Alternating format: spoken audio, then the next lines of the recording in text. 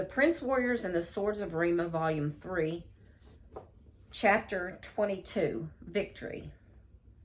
And it's victory with a K, like Victor. It's not victory with a C, like victory is mine. So, Chapter 22, Victory. Levi rang the bell at the Blake's house. Mrs. Blake came to the door. When she saw Levi and his dad, she smiled warmly. Levi, James, what are you two doing here? I need to speak to Xavier, said Levi. I need to apologize for something I said earlier. I see. She gave Mr. J.R. a knowing glance. Xavier and Evan are out by the pond with some friend of theirs named Victor. You can go around the house if you want. Levi stiffened, glancing at his dad. Okay, thanks. Levi and his dad walked around to the backyard. They saw Evan and Xavier sitting on the dock. Victor was standing, talking and moving his hands around, as if he was telling them some fantastic story. The two brothers seemed mesmerized. Levi stopped in his tracks, looking at Victor. It was the first time he had seen him since coming back from Mahorotas, since receiving his gift. His eyes widened, responding to the sight of something strange. In the bright sunlight, Levi could see the shadows of Evan and Xavier clearly outlined on the ground. Normal. But Victor's shadow wasn't on the ground. It was still attached to him, outlining his body, shifting with his every move. On the ground where his shadow should have been, there was nothing. No indication at all that a person was standing in the light. Levi knew for sure then that something was terribly wrong. Maybe even Victor himself was wrong. Levi retreated a few steps out of their line of sight. Son, Mr. J.R. said, following him. Dad, I don't think we should meet him without the armor. What? Trust me, Dad. Mr. J.R. nodded. They walked back to the SUV. Mr. J.R. lifted up the tailgate. The trunk was in there. How did that get here? Levi asked. The armor is wherever we need it to be, especially in a crisis, so you just might be right about Victor. He opened the trunk, and they quickly dressed in their armor and took the christen from the book, stowing the diminutive blades easily in their belts. Levi checked to make sure he had his seat in his pocket. When they went back to the Blake's backyard, Victor was standing with his hands over his head, spread in a gesture of victory. Evan and Xavier were watching him intently as he closed his hands together in front of him. From out of his fingers came a bolt of lightning, splitting the air open. The bolt became a widening gap, a doorway. Levi felt suddenly dizzy, everything spinning in circles around him, blurring together. His eyes stung so that he had to close them. Tears welled up in the corners. Levi, you okay?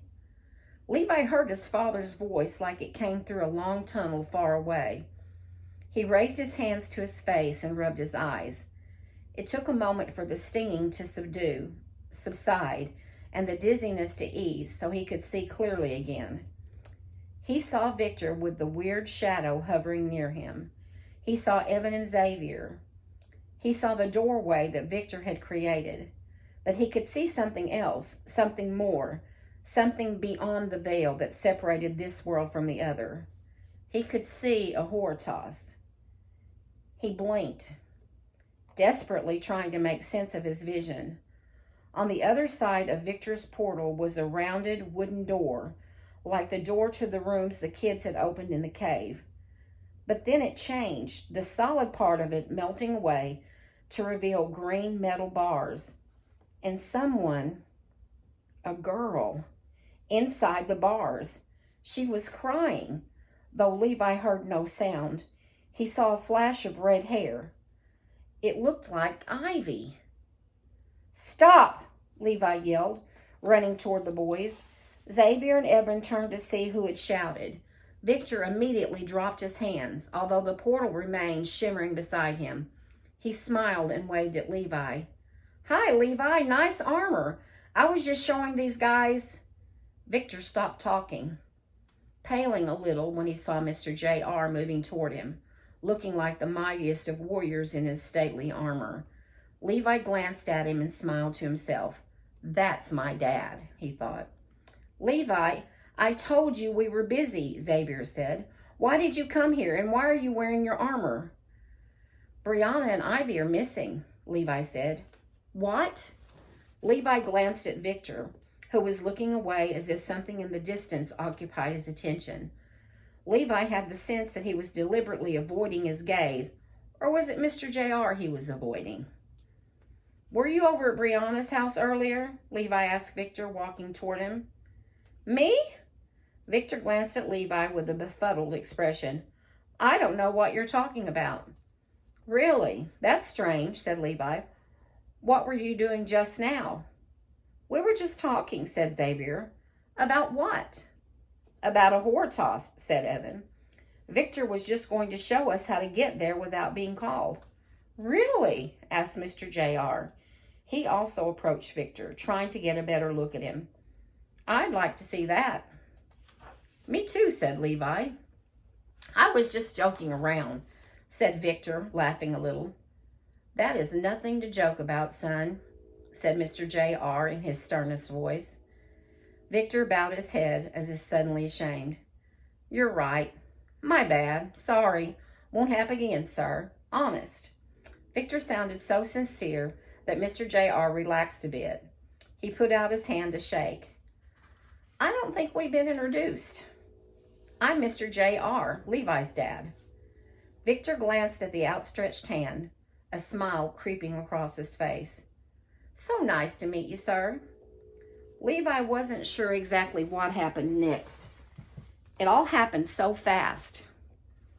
Victor reached out to shake his dad's hand, but in his hand there was a sword. Levi had no time to wonder where the sword had come from. Victor swung the sword at Mr. J.R., who managed to leap away in time, grabbing his kris from his belt. Levi took several steps backward and pulled out his kris as well, slamming it against his breastplate.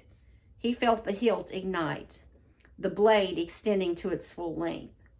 Both he and his dad aimed their swords at Victor, who began to circle them slowly, still smiling in a cruel way, his eyes gleaming yellow. Just like that wolf, Levi thought. Go get your armor in my car, Mr. J.R. shouted to Xavier and Evan, who jumped up from the dock and ran to the front of the house where Mr. J.R.'s SUV was parked. Victor let them go, as if he didn't care at all.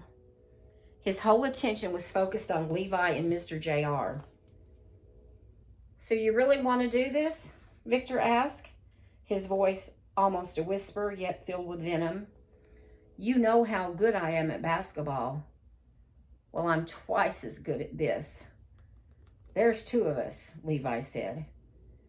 It wouldn't matter if there were 10 of you. Levi felt his heart race. He struggled to keep his breathing even, to remember his training. Victor was bad, all right.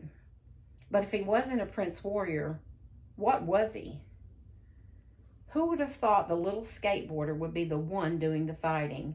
Victor taunted. I saw that mark on your finger, the mark of Skatos. No matter how hard you try, you will never get rid of that. Your words aren't going to bother me, said Levi. I wear the helmet, remember? Oh, right, the helmet. Do you really think that's going to protect you? How often do you think about that scar, Who are you? Levi asked, the blood racing to his face so he could feel the pulse of it in his temples. Stay cool. I could tell you, but then I'd have to kill you. Oh, what the heck. Maybe I'll just kill you anyway. Victor lunged forward, quick as a cat, thrusting into Levi's middle. Levi parried the move and knocked Victor's sword away, at the same time swinging upward for a jab at Victor's arm. Victor leapt backward to avoid the blow and reset his stance, circling and smiling as before. Block and then counterattack. Everything he learned in the hours of training seemed embedded in Levi's helmet, so he could act without having to think. "Steady," said his dad in a low voice. Mr. J.R. had moved behind him, although his sword was still at the ready, prepared to back up Levi if necessary. Victor lunged again, this time with a cut across Levi's neck. Levi ducked and counterswung, a backhanded slash at Victor's ribs, but once again Victor danced away in time. "Nice one," Victor said. "You're doing so well." He feigned a thrust once, then twice, making Levi jump and wince. Then he lunged forward, his sword aimed at Levi's heart. Levi parried it, sliding down Victor's blade and pushing him away. Levi felt buoyed by his success, although he sensed Victor had not used anywhere near his full strength yet. My, you have been practicing, I see," Victor said, circling. "For what, a week? Do you know how long I've been doing this?" Levi was sick of listening to Victor taunt him. He attacked first this time, slashing across Victor's neck. Victor seemed surprised by this. He barely managed to duck in time, but he countered with a wicked smash on Levi's blade, nearly locking it out of his hands. Levi stumbled forward to recover. Victor saw his chance and raised his sword over his head for a downward cut on the back of Levi's neck. But Mr. J.R. intervened, his sword slicing into Victor's arm. Victor recoiled and grabbed his wounded arm. He was shocked to see blood pouring out between his fingers. Levi stared at the blood. It didn't look red, it was sort of a dark gray. Victor turned on Mr. J.R., baring his teeth. A growl rose from somewhere deep in his throat. He sounded like a wolf. Levi felt a shiver. Victor began to fight like he was holding 10 swords instead of just one, slashing and thrusting with such fury that Levi and Mr. J.R. could barely keep up. All they could do was fend off Victor's vicious attack with blocks and parries. But Victor's wounded arm was still bleeding gray blood, if that was blood, and sweat was pouring down his face. He was getting weaker. Finally, Levi took a chance, lunged forward and slashed low, aiming for Victor's leg. He felt his sword connect. Victor growled even louder as a thin line of dark gray blood spread from his pant leg. He lashed out, but his aim was off. Levi slapped away his sword and then kicked out his leg to push Victor backward toward the portal. "This body too constricting," Victor stammered, although Levi could not hear the last word clearly. Victor whirled around and leapt through the portal, which closed up after him and disappeared.